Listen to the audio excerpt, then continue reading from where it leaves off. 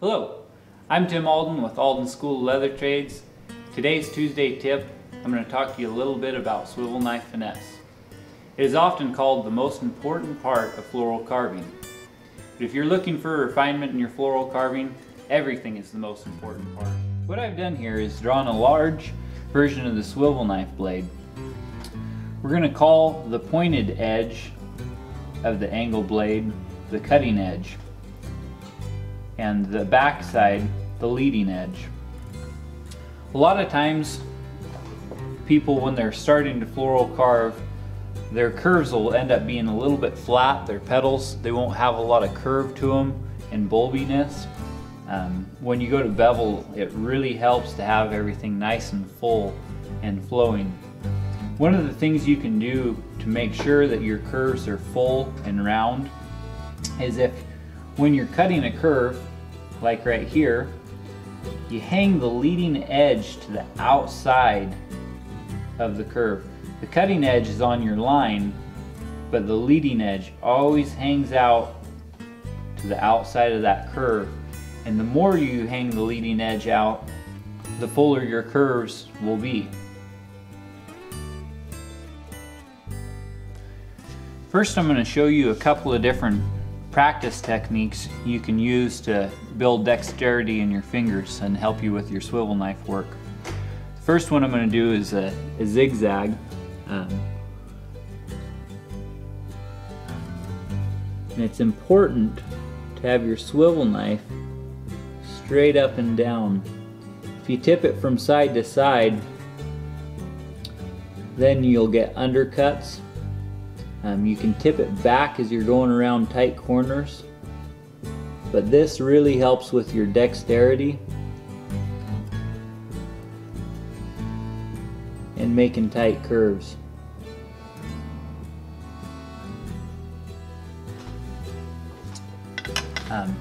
The next I'm going to do is a spiral, and sometimes I'll just take a little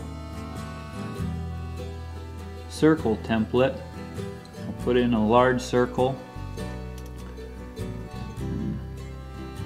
move down to a few sizes smaller, and then I'll start in at the center and just work my way out of the circle. It's important to keep steady pressure on your blade as you're readjusting your fingers on the blade. This keeps it a lot smoother. You can see right here the leading edge of my swivel knife blade is just hanging to the outside of that curve.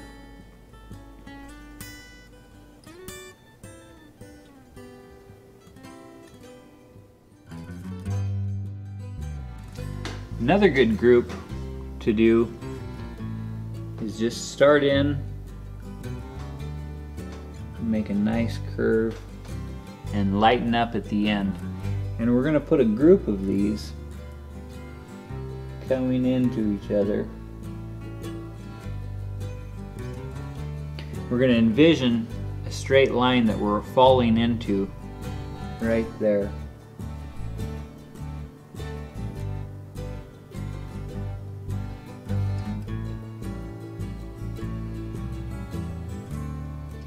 You can come back and doll these up a bit, put a little flare on them, some cap cuts. The idea is everything flows into one direction.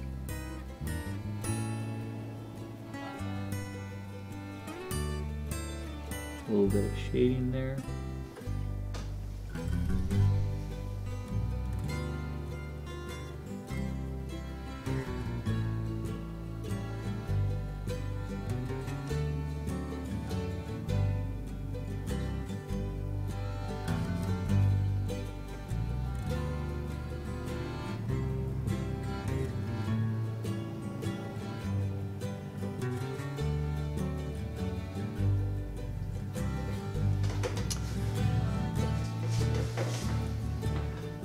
also good to just do little groups like you do in a flower.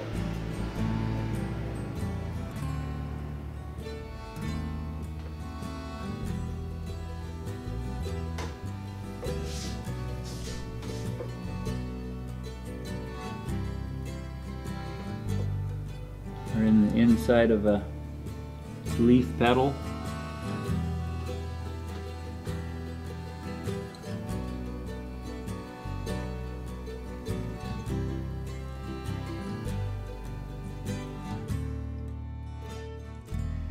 These are just a few swivel knife practice cuts you can do.